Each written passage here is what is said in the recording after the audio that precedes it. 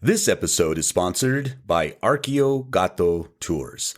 Want to dig deeper into Mexico's indigenous past and present? Allow Archaeologist Tours to customize your Yucatan adventure. Archaeologist works hand in hand with local indigenous guides to provide a tour that is entertaining, educational, and beneficial to the local community. For an adventure like no other, check out archaeogato.com. That's ARKEOGATO.com. Or just follow the link in the show notes. Now, on with the show.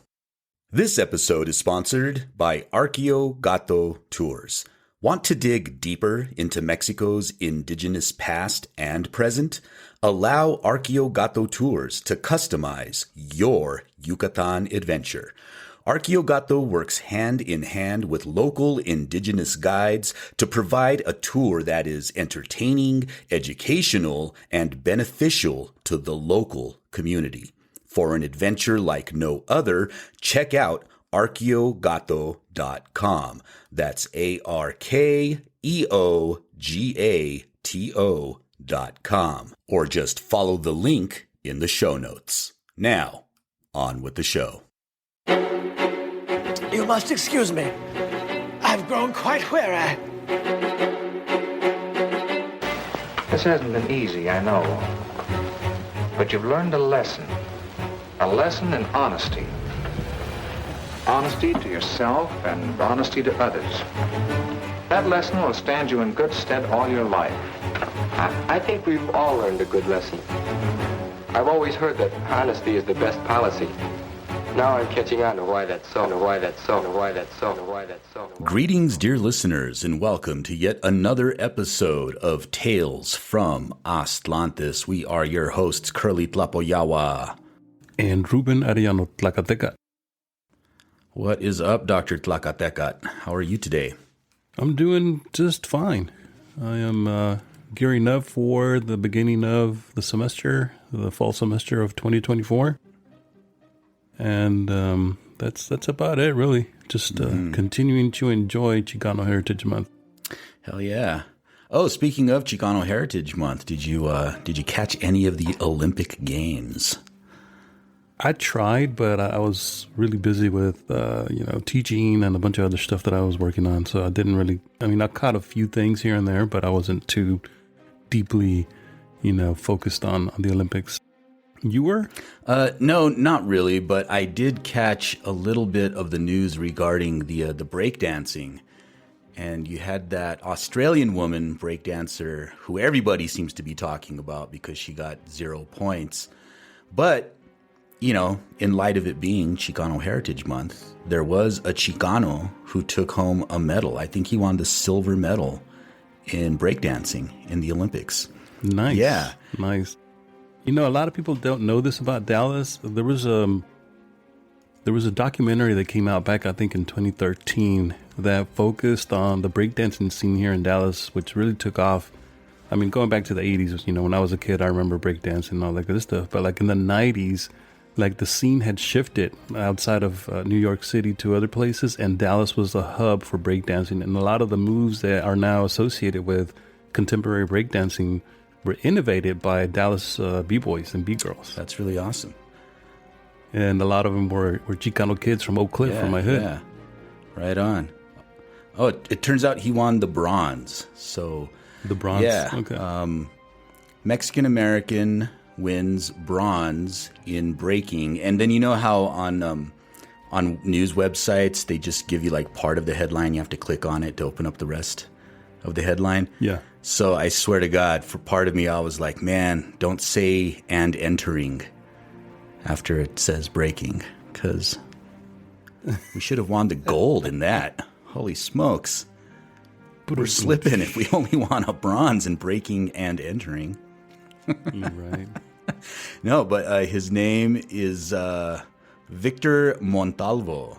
And he took home the bronze in the first ever men's breaking event at the Olympics. So there we go. Who took the silver and the gold? I don't know. It doesn't say. Okay. It doesn't matter because they're not Chicano? Yeah, I mean, they're not part of Chicano Heritage Month. So, And also, you know, in keeping with Chicano Heritage Month, we had a little incident where some Chicano knowledge was stolen at a conference that I went to. What? Yeah, so I was recently at an unnamed archaeological conference. It's a camping conference that happened in Arizona, so anybody who's in the know knows which one I'm talking about. And there was a talk that piqued my interest that had to do with the Apaches and their connection to Aztlan. And I was like, what's... Apachastlan? Yeah, Apachastlan. And I'm like... There you go. Apachaslantes. Apachaslantes. And I was like, well, this sounds interesting. So it was a poster from a quote-unquote independent researcher. You know, an older white lady. She was nice enough. But I walk up to her poster and I'm looking at it, and smack dab in the middle is the map that Magnus designed and that we used in our co-published paper. And she used this map without crediting or citing. Without attribution, yeah, as we say? Yeah, no attribution for that for the is use of our called, work. ladies and gentlemen, boom, boom, Wah, wah. plagiarism. The P word. So, you know, maybe don't do that. Maybe give credit where credit is due.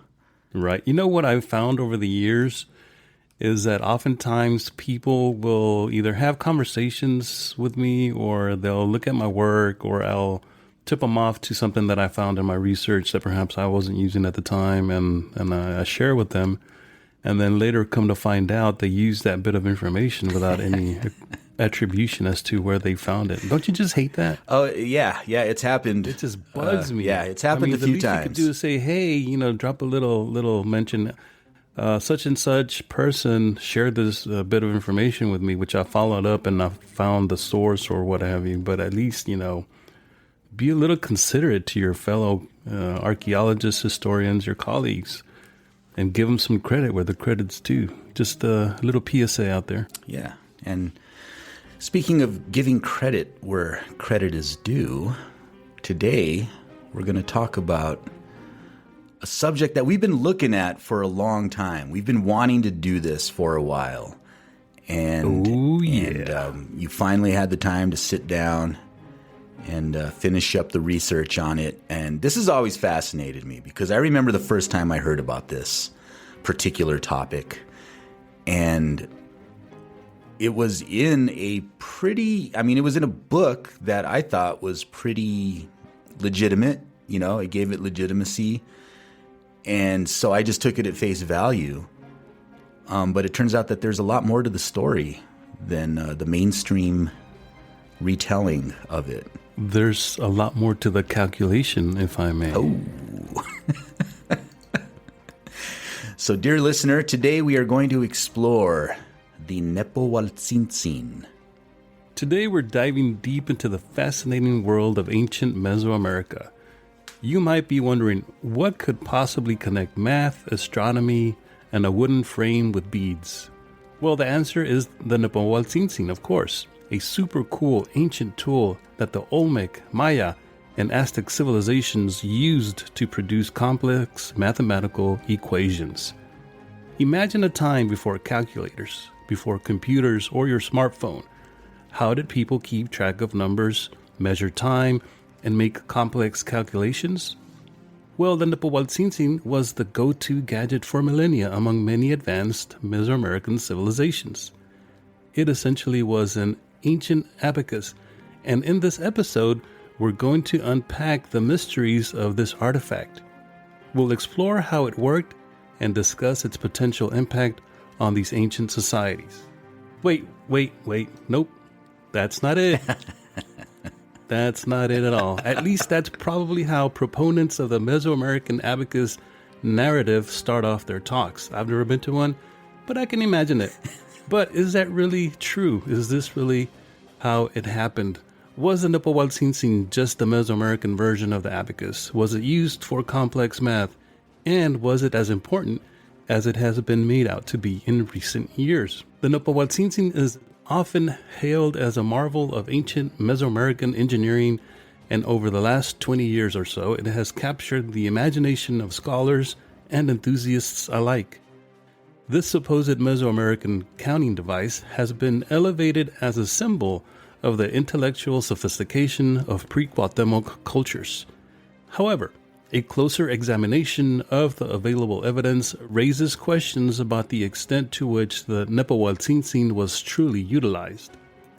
While there is no doubt that Mesoamerican peoples possessed advanced mathematical knowledge, the specific function and widespread use of the nepohualtzintzin as an instrument of computation is subject to debate.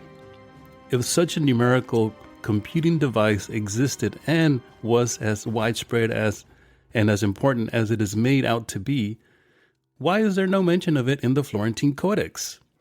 The Florentine Codex originally consisted of 12 books and was later rebound into 3 volumes for easier handling. The Codex is a 16th century encyclopedia of Aztec life and culture created by the Franciscan friar Bernardino de Sahagún with help of Nahua informants. It's a remarkable document containing detailed descriptions, illustrations, and Nahuatl text about Mexica history, religion, society, and provides invaluable insights into the daily lives of the Aztecs. You would think that it would include at least a passing note on the existence of the nepohualtzintzin, but there isn't any. I know because I checked. However, there were authors during the Spanish colonial era who did note the existence of an artifact called the nepohualtzintzin. One of the earliest mentions comes from the writings of Lorenzo Boturini Benaducci. Boturini, as he is simply known, was a Spanish antiquarian who lived in the 18th century in the early 1700s and spent 8 years in Mexico collecting information, artifacts, codices, and anything relating to Mesoamerican civilizations. He also served as an historian and ethnographer of Spain's dominions in North America. In his 1746 book entitled Idea de una nueva historia general de la América septentrional, or Idea of a New General History of North America, in chapter 15, entitled De los nudos y cantares así históricos como poéticos, or of knots and songs both historical and poetic, on page 85 through 87, he writes, We'll be back after a quick break. This episode of Tales from Aztlantis is brought to you by Aztlantis Premium. Don't you just hate having your favorite podcast interrupted by ads like this? Well, dear listener, you're in luck. Because starting at just $3 a month, you can support independent Chicano media and receive ad-free episodes, premium episodes, bonus content, and access to our Discord server. Just visit talesfromaztlantis.com and click Go Premium, or follow the link in the show notes. And now, on with the show. A strange way of telling stories was also born in the age, and it was with long cords, in which other thin ones were interwoven, which hung from the main cord with knots of different colors. These funicular stories were called quipu in the kingdoms of Peru, and nepohualtzintzin in those of New Spain, deriving their name from the adverb nepohualli, which means 80. Or, as if we were saying, bead cord and number, in which they referred to and numbered things worthy of memory, both divine and human. In both kingdoms of Peru and in New Spain, I observed that the Indians used cords, figures, characters, and hieroglyphs for their stories, but with the difference that the paintings among the Peruvians were initially crude, of little erudition, and their use was soon abrogated. On the contrary, the quipu reached the highest level of excellence, and with such sublimity of artifice and ingenuity, they lasted until the conquest, that they served the Inca emperors to register their innumerable vassals, to give an account of what had become of their armies, since the knots provided a strange arithmetic of columns of tens, hundreds, thousands, etc., to recount the battles and exploits of their monarchs, and to explain all that which we understand with writing, and with the help of these quipu, which were the oldest memorials of that empire and were found in the archives of the imperial city of Cusco, and among the Inca blood relatives of the emperors, the most noble historian, Garcilaso Inca de la Vega, was able to establish the history that he wrote of his illustrious homeland. And because even after the conquest, the Peruvian Indians could not so easily adopt the European alphabet and forget the ancient custom of their quipu, they continued to use them for some time in all their trade and for the needs of life. And Father Acosta relates that he saw a woman arrive at the church with a bunch of cords and knots, with which she opened the doors of her conscience to the confessor.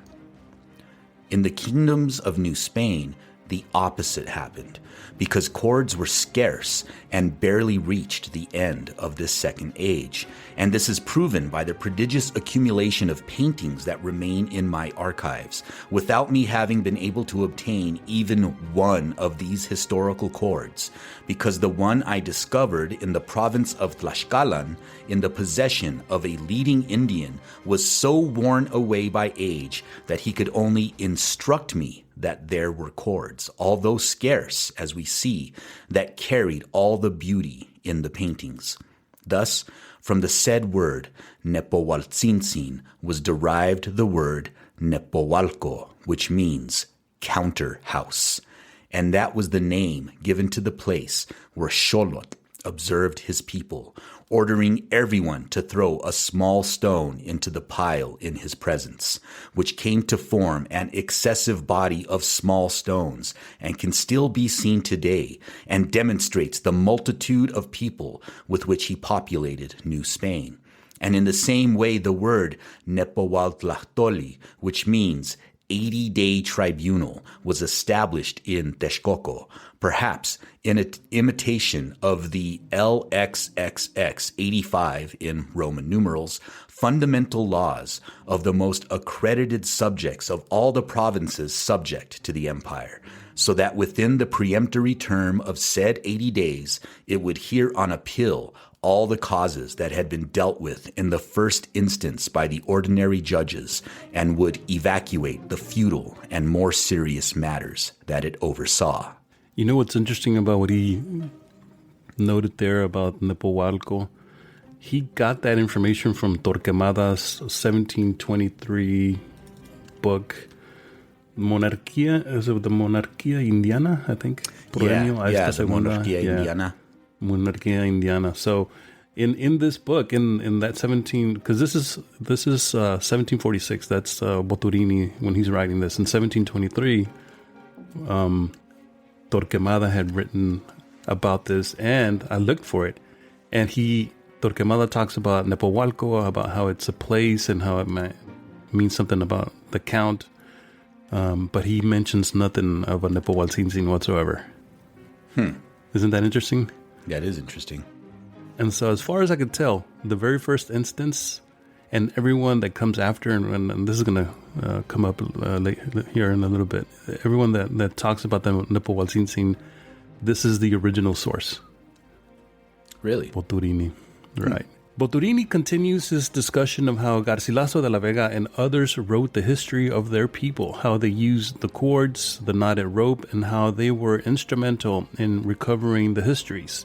As I read Boturini's account, something sounded remarkably familiar, and for this we turn to Roberto Rodriguez, aka Dr. Cintley, in his book, Our Sacred Maize is Our Mother from 2014.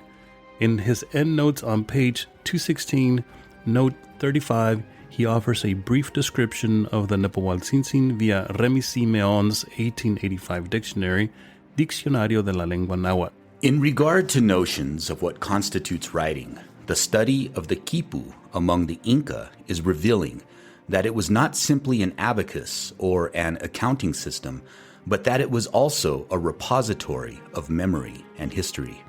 The quipu is a color-coded knot system that has been compared to a modern computer for its complexity. The Spaniards ordered the quipus burned, as they saw them as idolatrous objects. Gartner argues that they also serve as maps. On this topic, most often overlooked is that ancient Mexicans, pre-Aztec Mexica, had an equivalent system called the nepohualtzintzin. This is its entry in the Simeon Nahuatl dictionary. Quote, strings of different colors that, when knotted, similar to the quipu from Peru, recalled major events. This custom seems not to have been part of ancient Mexico except in its most remote history. Unquote. A speculation can be made that the Iroquoian tradition of wampum belts may be related, at least in concept.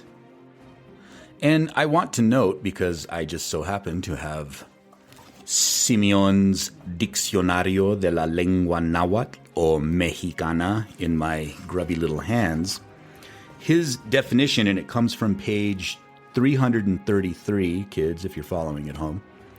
Under the definition of nepohualtzintzin, he references clavijero as the origin of his definition. We'll be back after a quick break. This episode of Tales from Aztlantis is brought to you by Aztlantis Premium. Don't you just hate having your favorite podcast interrupted by ads like this? Well, dear listener, you're in luck. Because starting at just $3 a month, you can support independent Chicano media and receive ad-free episodes, premium episodes, bonus content, and access to our Discord server. Just visit talesfromaztlantis.com and click Go Premium, or follow the link in the show notes. And now, on with the show. Mm-hmm. And do we know, did Clavijero write before Boturini? Or were they contemporaries? I'm trying to remember.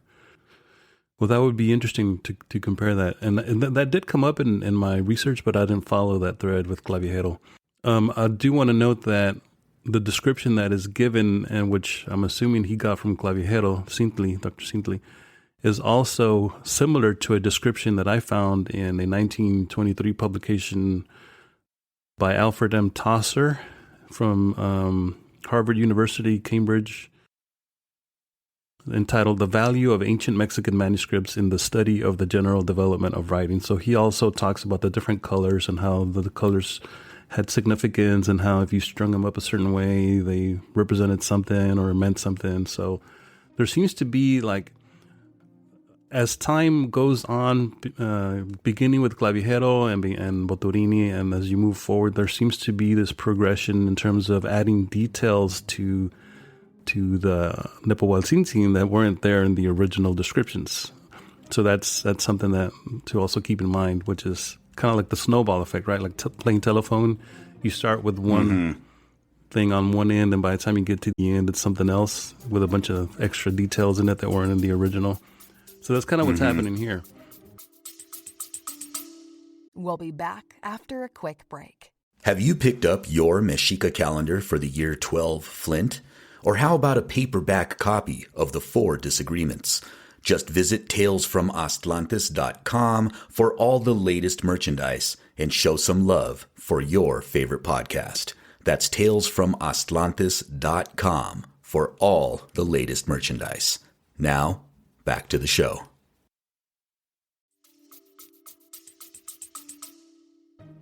So I did look up Francisco Javier Clavijero. He was alive from 1731 to 1787. And Lorenzo Boturini was alive from 1702 to 1755. So yeah, they were roughly alive at the same time. Well, Boturini was writing at the time that Clavijero was born. Yeah.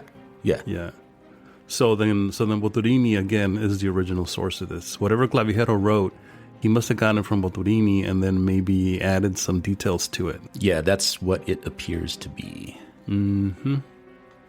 So, in light of all this, it's my opinion that it's very likely that the quipu, the nepo, and the wampum belts have a common origin in our shared remote human past. But just for reference, here's a quick note on the wampum belts.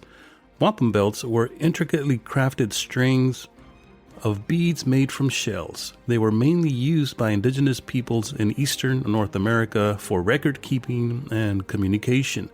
As a rhetorical device, these belts served as visual aids for oral histories, treaties, and diplomatic negotiations.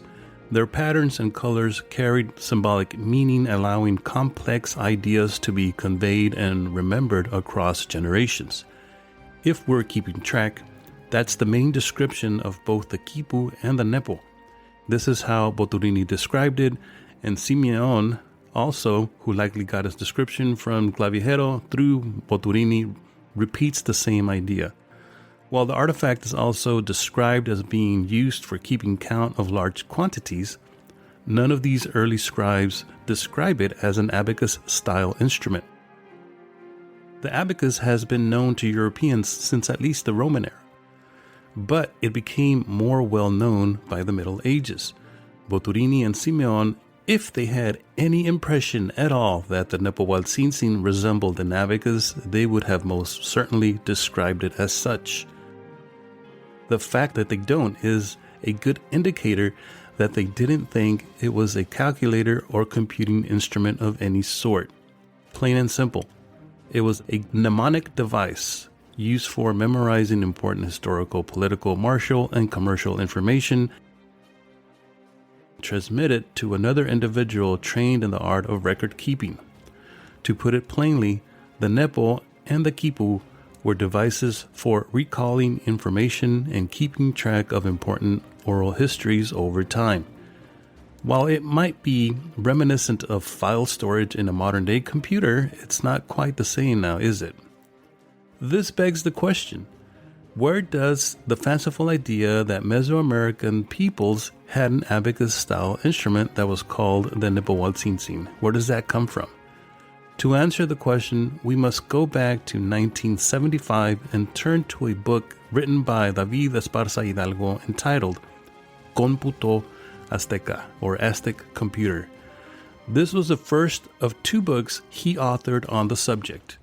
The second one came out 2 years later in 1977, and it was aptly named Nepohualtzintzin, Computador Prehispánico en Vigencia, or Nepohualtzintzin, Pre-Hispanic Computer in Use.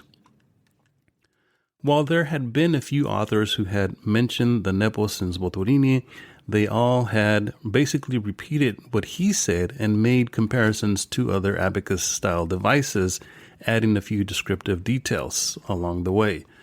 Until Esparza came along in 1975, no one had ever described the nepohualtzintzin as an abacus, a calculator, or even a computer. All the available sources point to him as the originator of that idea, of which he was proud. For instance, take this passage from Cómputo Azteca. El dibujo número 46 representa la versión que pude darle al nepohualtzintzin para el manejo actual, pues me vi precisado a inventar una tecla y aún un modelo para cada necesidad. Existen modelos para escritorio y también los hay portátiles y de pulsera, etc. Son producto de mi imaginación. Los distintos modelos de nepohualtzintzin en cuanto a la versión actual, mas no el sistema, ya que este pertenece por completo a la ciencia mexica, la cual me dediqué a investigar y gracias a los resultados de esa investigación pude obtener un computador que se conoce como computador manual de Esparza. In English, drawing number 46 represents the version that I was able to give to the nepohualtzintzin for current use, since I was forced to invent a key and even a model for each need. There are desktop models and also portable ones and wrist models, etc. The different models of nepohualtzintzin are a product of my imagination. This is in regard to the current version, but not the system itself, since it belongs entirely to Mexica science, which I dedicated myself to research. And thanks to the results of that research, I was able to obtain a computer that is known as Manual Computer de Esparza, page 106. Wow. That's telling. I mean, he says it right there, right? Just wow. I mean, This is it's in black and white. It's a product of my imagination. So at least he was being honest. Right. I mean, he's not only taking credit for inventing various calculating devices as nepohualtzintzin, but he names them after himself. Manual Computador de Esparza. I mean, how arrogant is that? I mean, Computador Manual de Esparza does have a certain ring to it. In his second book, Nepohualtzintzin, Esparza has bought into his own fable and doubles down on his idea about abacus-like objects in ancient Mesoamerica. While his mathematical diagrams and explanations are interesting, he is a civil engineer by trade after all, and his invented Nepo devices are imaginative, being loosely based on a blend of traditional abacuses and quipus found in murals and codices. There is no solid evidence that they existed as he describes them in the pre-Cuauhtemoc era. What is also confusing is the notion that the user must call on quote-unquote reason to operate the Nepo.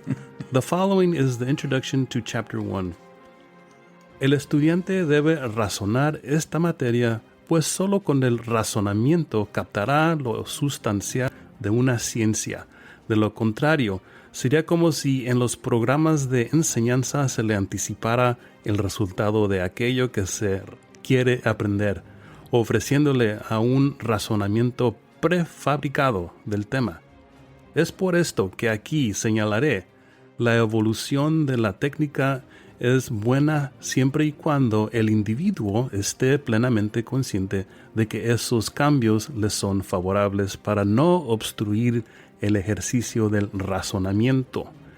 Si no razona, está perdiendo la gran ventaja que el hombre todavía conserva sobre la máquina. Además, esta fue creada para coadyuvar al esfuerzo físico del hombre. Y que bueno, si es la persona quien maneja la máquina, si es el hombre quien la controla, de ser así, adelante entonces con el progreso y la evolución en todos los órdenes del desenvolvimiento de nuevas técnicas para la creación. De lo contrario, hay que tener mucho cuidado, pues el avance tecnológico puede resultar adverso, lo cual sería lamentable por razones de una regresión en el procesamiento o entelequia humanos. Wow, that's a mouthful. Yeah, right? English translation. The student must rationalize the subject because only with reason will they grasp the substance of a science. Otherwise, it would be as if the teaching programs anticipated the result of the learning, offering a prefabricated reasoning of the subject. Therefore, I will point out here, the evolution of technology is good if the individual is fully aware that these changes are favorable to them, so not as to obstruct the exercise of reasoning. If they do not reason, they are losing the great advantage that humankind still has over the machine. In addition, machines were created to assist mankind's physical effort, which is great if it is the person who operates the machine, if it is humanity who controls it. If so, move forward with progress and evolution in all processes of the development of new techniques for creation. Otherwise, we must be very careful because technological progress can be adverse, and that would be regrettable regression in human intelligence and processing. Jesus. Who talks like that? I know, right? This frame of thought is hard to follow. Entelechy is what Aristotle described as a state of being fully realized and actualized. I'm not sure what bearing that has on whether the device works or not, but it does give his ideas a new agey feel to them. Like when someone tells you that X works if you believe in it. Ironically, the term being abused for the sake of sounding deep is reason itself. Hey, Ruben. Yeah. The magic was in the nepohualtzintzin all along. That Nepo. Nonetheless, his book garnered attention around the world, and Esparza used it to focus on convincing people that he had discovered something extraordinary. However, not everyone bought it. Take this report in the December 1977 issue of Computer Weekly from the United Kingdom entitled Computer of the Gods. Computer Weekly, December 1st, 1977. Computer of the Gods. The speculations of Eric von Daniken on one hand, goddamn, what a way to start off, and our own Liveware saga on the other may have led our readers to wonder whether ancient civilizations knew more about computing than we do. A Mexican civil engineer claims to have uncovered evidence that the Aztecs did have such knowledge. David Esparza Hidalgo says that his search entailed a long period of associating with the local Indians, gaining their confidence, shades of Carlos Castaneda. Eventually, an old Indian told him of a computing instrument called a quipotl. Oh, wow. The design of which had been passed down from the Aztecs. The quipotl is evidently a smaller, simpler version of a full-size computer called a nepohualtzintzin. Don't laugh, it's shorter than 37158. I don't get that I'm joke. not sure what that like an reference English is. joke? Yeah. Unfortunately, we have no details of what a nepohualtzintzin looked like. Our informant has, however, given us a brief description of a quipotl, from which it sounds not greatly different from an abacus of the Chinese pattern. Its biggest advantage, says Mr. Esparza, is that the person operating it has to reason. I know some programmers who would regard this as something of a disadvantage. I began to be suspicious of Castaneda's Indian guide when he started sewing up lizards' eyelids to help Castaneda on his mystical drug experiences. I can't help feeling that the most ancient tradition of the South American Indians is called pulling the leg of the foreigner. Damn. Nevertheless, the Mexican Foreign Trade Institute has taken the computers, in quotation marks, at face value and plans to export them. Watch out, IBM. We'll be back after a quick break. Have you picked up your Mexica calendar for the year 12 Flint? Or how about a paperback copy of The Four Disagreements? Just visit talesfromatlantis.com for all the latest merchandise and show some love for your favorite podcast. That's talesfromatlantis.com for all the latest merchandise. Now, back to the show. Watch out. Oh, man. That's incredible. Incredible. That's a good burn. So, ouch, right? While biting and piercing, the cheeky commentary is right on point. Esparza set himself up for that one. Being placed on the same level as von Daniken and Castaneda is an honor not many claim nor should want. But witty criticism was the least of Esparza's concerns. He had already sacrificed a lot, having spent half his life researching the nepohualtzintzin.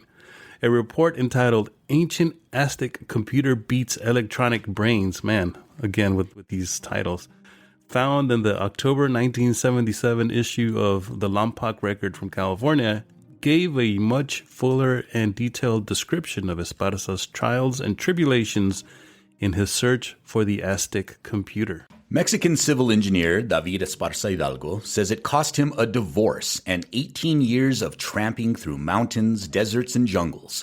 But in the end, it paid off. With the discovery. Wow. Sorry, babe. With the discovery of the Aztec computer, nepohualtzintzin. Esparza claims the computer, still used today, can beat electronic brains in more ways than one. Some operations can be done faster on the Aztec computer, but its biggest advantage is that the person operating it has to reason. Goddamn, what is it with that? Electronic computers do the reasoning, he said. Esparza, 52, began his quest when he was a college student studying architecture. It took him to Indian villages and university libraries across the country. I had to dress as a peasant to gain the Indians' confidence. What an asshole. Wow. I went to their bars. I made friends with them and lived with them for months. Everywhere I went, I asked the Indians about their system of counting. Slowly, the bits of information began to fit together. Esparza says his search for the Aztec computer was a lonely one, but certainty that it existed drove him on. The Aztec and Mayan pyramids were proof that there existed advanced mathematical computation, he said. Surprised he didn't say that it was proof of aliens. Damn, something. The breakthrough came when Esparza talked to an old Indian in the Puebla Sierra in central Mexico who told him about the quipot, that word again, a simplified version of the nepohualtzintzin.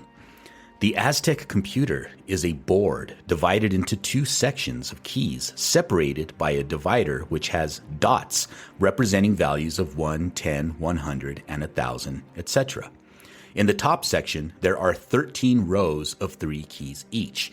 In the bottom section, 13 rows of 4 keys. How is this supposed to be easier? Holy shit. The keys in the top section have a value of 5, and the keys in the bottom section a value of 1. The computer is operated by moving keys from right to left in order of their decimal value. Aside from being able to make any calculation based on the decimal system, Esparza says, computation can be made based on the Aztec and Mayan duodecimal system, which was based on 20. The computer also can be used for astronomical calculations, for which it was used by the Aztecs and Mayans, he said. Damn, this guy's making a lot of claims that he can't back up.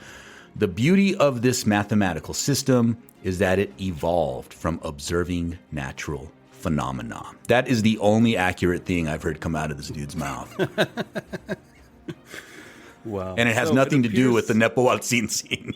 Right. It appears that the Carlos Castañeda comparison was not too far off with this guy. Esparza claims to have dressed up as a peasant. In a news clip that I found from a Mexican publication, he says that he dressed up as an indio. So it depends on who he's talking to. He changes the words around. To gain the confidence of the people he was trying to extract information from. You know, aside from the cringe factor of it all, this just doesn't ring true. I mean, are we to believe that the people he was talking to couldn't tell the difference, that they couldn't tell that he wasn't from the countryside, that he wasn't part of their community? Right? I mean, come on, man. Get real. Then there's the issue with the name of the device described by the old Indian, the quote-unquote old Indian. There's always a magical old Indian somewhere, right? Mm-hmm. Or whatever. In the Puebla Sierra, which, is that even a place? Puebla? That sounds weird. Puebla Sierra, which he called a quipot. Not nepohualtzintzin, but quipot. And that sounds very similar to the term quipu. It's almost as if someone Nahuafied quipu by adding the TL at the end. And this is where the other part of the story comes in. You know, Esparza, we know, was affiliated with the MCRCA, the Movimiento Confederado Restaurador de la Cultura de Anáhuac, or the Confederated Restoration Movement of Anáhuac culture. I'm shocked by that. Shocking, right? A group, as we've noted before, over and over again on this podcast, and we never tire of saying it, a group known for making up Mesoamerican history and engaging in pseudo-archaeology, just to name a few problematic things with that group. In his first book, Computo Azteca, Esparza cites and gives thanks to Estanislao Ramirez. Again, Estanislao, we just talked about him recently. Mm-hmm. The person who gave the consigna de Cuauhtémoc to Rodolfo Nieva Lopez, who was the longtime leader of the MCRCA until his untimely death in 1968. Ramirez is believed to be the author of the so-called consigna or mandate, which he claimed had been given to him by a secret council of elders and instructed to make public, again with the secret council. Given his associations and his own admission of inventing the Nepo devices, the preponderance of the evidence strongly suggests that Esparza hijacked an older artifact and used it to promote his imagined abacus-like Mesoamerican instrument. Unfortunately, this imaginary artifact has gained popularity in the last 20 to 30 years. Do a Google book search for the term nepohualtzintzin and you will get numerous results, mostly from within the last 10 to 15 years, promoting or citing the Nepo. Authors with connections to the danza community have also made whole careers advancing their own interpretations of the so-called Aztec computer, which some claim can be used to describe the mathematical principles of danza. Whatever. What's really concerning is its entrenchment in ethnic studies curriculum, where the nepo is taught as an authentic, ancient mathematical device. Because of course I don't have any problems or anything against teaching young kids how to succeed in their scholastics, but as an historian, I find this troubling. If you're going to use the nepo for teaching, then be honest about its origin. But perhaps people don't know its origin, right? And that's what we're here to do. We're trying to dig into this. So now that you know the facts, you ignore them at your own peril. The nepohualtzintzin's primary purpose was not as a math calculator, it was a mnemonic device, like the quipu and the wampum belts, used to recall important contemporaneous information and to recount past events. In other words, to remember history and to report events occurring at that time. How wonderful it would be if we used this device to teach young people how to recall that type of information instead. Sign me up for that workshop at your next Ethnic Studies conference. Boom. That's the end of the script, and I would like to make a quick note also that all the translations are mine. Any errors in interpretation and translation are my own. Send all hate mail to me. So we finally did it. We finally got to the nepohualtzintzin. It took a while. It took several years of digging and trying to find sources, because one source, like we've mentioned before in this podcast, like one source, you have a source that says a thing, but you need more than one to really say anything substantive about it. Yeah. And it took a while, but we got here, and here we are. So what is your takeaway? I wanted to point out that I think, because you'd mentioned that maybe people don't know the actual origins of this device, right? And they're just repeating what they've heard. And so I have this book called The Encyclopedia of American Indian Contributions to the World. 15,000 Years of Inventions and Innovations. It's by Emery Dean Koch. How old is it? And K. Marie Porterfield. It was published in 2002, it looks like. Okay, so within the last 20 years or so. Yeah. And so I think a lot of people are seeing maybe this book and its definition and just running with it. Like they're probably citing this book as like evidence of the existence of the nepohualtzintzin because it lists indigenous inventions alphabetically, A to Z. So guess what the very first entry is? Abacus.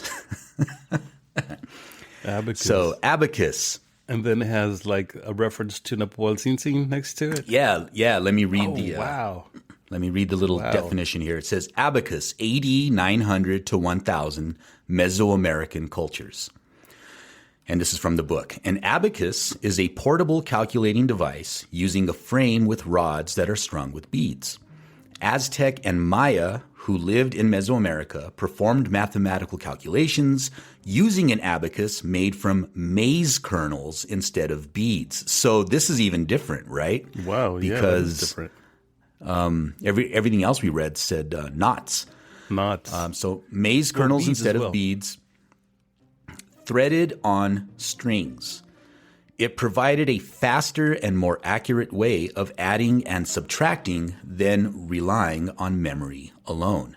This abacus, which was called a nepohualtzintzin, had 3 beads on the top deck and 4 beads on the bottom. Man, that's very, like that description, like it's like if they have it in their hand, that's very like, I don't know. Wow. It says, archaeologists have dated the presence of such counters at about 8,900 to 1,000. I don't know where they got that number from. That's what the Aztec. These numbers and these descriptions are very precise. Like, where are they getting this information from? Yeah.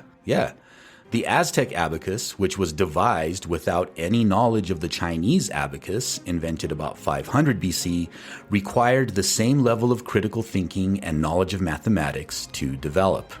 And then it ends with, The Inca, whose empire was established in what is now Peru in about 81,000, were also known to have a type of abacus. This consisted of a tray with compartments that were arranged in rows in which counters were moved in order to make calculations. So that's not even a description of the quipu, right? Right, that's not a quipu. The trays with rows and counters. Right. So this is like a traditional abacus, not a quipu.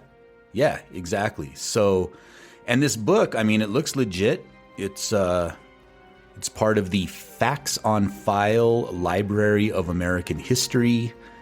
Jeez. And the facts. These are the facts. Yeah. Do you have some sources for those facts?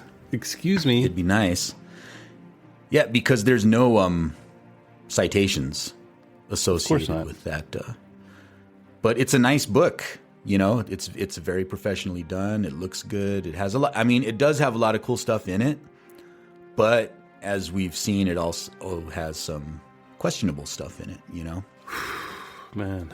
But what gets me is the way that this story evolved. From him saying, look, I invented this. This is from my imagination. I loosely based it on this other thing, but this is my thing. Because he wanted credit, right? He wanted credit for it, exactly. Yeah. And then all of a sudden that's transmogrified through time, through that game of telephone that you were talking about, to this device was the ancient, device used by our ancestors. And I've even seen people with the wrist ones. Have you seen those? The wrist one. Those are pretty cool. I mean, you have to. They are cool. Cool, right? And I'm not going to take that away from people who come up with these things and who create them. I mean, it takes a lot of ingenuity and artistic creativity. That's fine. But stop saying that it's an ancient Aztec abacus device, because it's not. It's not. And then just adding on to that myth by saying, oh yeah, and it calculates it represents the mathematics of danza, and it was used to calculate, the stars, and it was used to, for engineering to develop the temples and all this. Right. And it's like, come on, man, you're pulling it out of your ass is basically what these people are doing. There's just no way. I mean, at best, the abacus was used to keep count of large numbers. You can't really do geometry or calculus or advanced computing with it. These people try to make it out to be like this supercomputer that existed in the remote past in Mesoamerica, when it was as simple as just a bunch of knots to remember things. And this is, going back to what you just read, the description from that entry in that dictionary, or the not encyclopedia, that they say with no prior knowledge of what the Chinese were doing, they came up with this on their own. Well, that's because if you go far back enough to, as I said earlier, to humanity's common origin, you will find that there's a lot of things that human groups shared that after they split apart and went their separate ways, they retained because they were useful things. Like, for instance, if you come up with this idea of using rope and knots to recall information in a certain way, then you're going to continue that tradition regardless of whether or not your group split up or you both went together in the same direction. And then it's going to evolve and adapt on a, separately, independently, but you're going to have that same common origin. And that's what appears to be going on here. The Chinese abacus, the quipu, the wampum belts, the nepohualtzintzin, they're all basically offshoots and evolved versions of an original source that was used for recalling information, or even for counting too. I'm not going to discount the notion that it was also used for counting, but this idea that it was a complex computer used for astronomical computation and all this other stuff that's attributed to it, I'm like, I don't think so. And then you're taking away, when you make all these outlandish claims, you're taking away from just the simplicity and the elegance of this Mesoamerican invention, right? Yeah.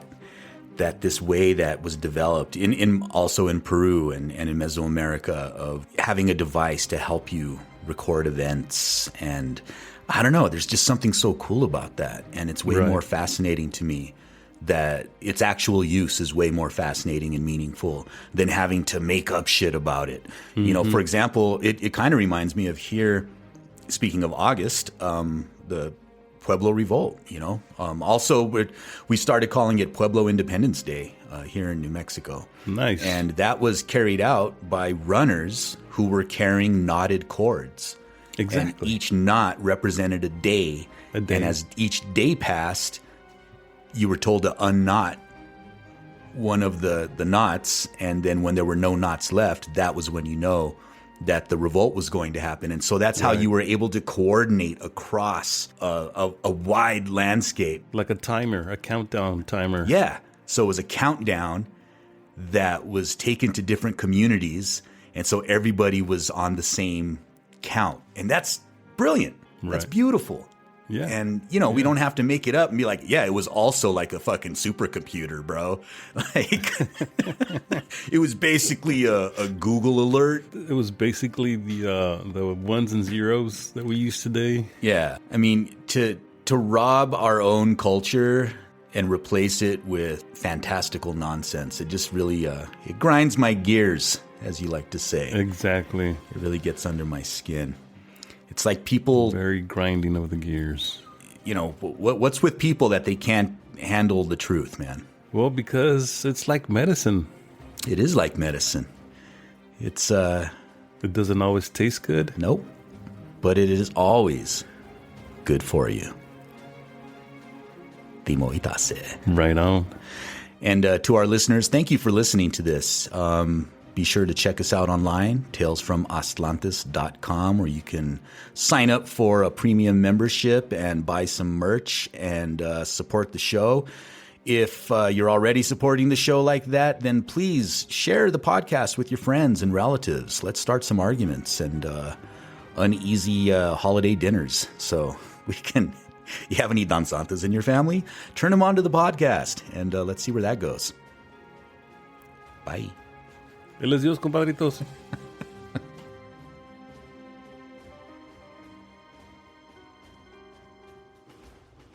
Las matemáticas son sin duda el dolor de cabeza de chicos y grandes, pero gracias a un sistema que desarrollaron los olmecas hace más de 4.500 años, el miedo a la materia podría desaparecer. Esto que usted ve aquí es un nepohualtzintzin y fue inventado, creemos, por los olmecas.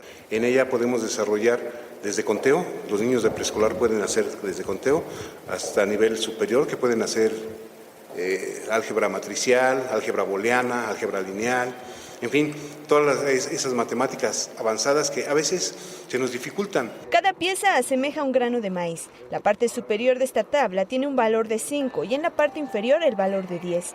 Algo similar al sistema maya, en donde estos mismos valores se representaban con rayas y puntos.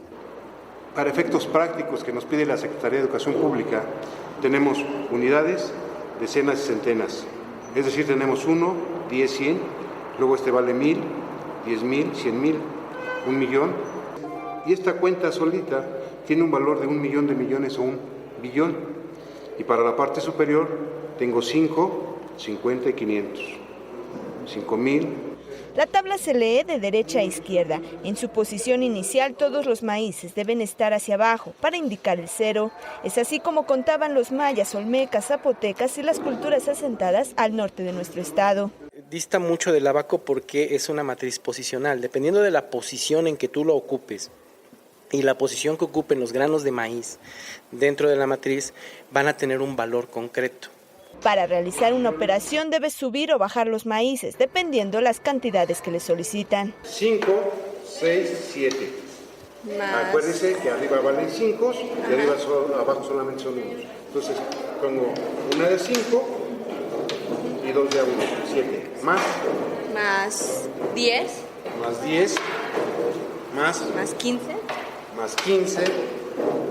¿Sí? Más 25. Más 25, ¿sí? Más 87. Más 87, 50, 60, 70, 80, 85, 86, 87. Y según esto, el resultado de su suma me da 110, 20, 30, 40, 41, 42, 43, 44. Más rápido que la calculadora. Aquí la ventaja es que nuestros niños tocan al maíz, tocan al número, y esa información llega aquí a su cerebro de forma concreta. A decir de los especialistas, los mexicanos realmente no somos malos en las matemáticas. Muestra de ello es que en los últimos 5 años el país ha obtenido los primeros lugares en el área y en su mayoría gracias a este método. Pues como no usas ni lápiz ni papel y como todo lo centras en el movimiento de la matriz, lo que empieza a ocurrir es que empiezas a vivir las matemáticas. Así que el nepohualtzintzin, aunque pareciera rudimentario, podría terminar con el gran miedo que le tenemos a las ciencias exactas en México, y algunas escuelas ya empiezan a implementarlo. Con imágenes de Neri Lucero, Daniela Juárez, Puebla Noticias. Thank you for listening to Tales from Atlantis, a project of the Chimali Institute of Mesoamerican Arts. If you enjoy the show, please consider becoming a Patreon supporter. You can do this by visiting talesfromatlantis.com and clicking Support the Podcast. Your continued support will help keep the podcast ad-free and independent. Until next time, Timoitase. Thank you for listening to Tales from Atlantis, a project of the Chimali Institute of Mesoamerican Arts. If you enjoy the show, please consider becoming a Patreon supporter. You can do this by visiting talesfromatlantis.com and clicking Support the Podcast. Your continued support will help keep the podcast ad-free and independent. Until next time, Timoitase.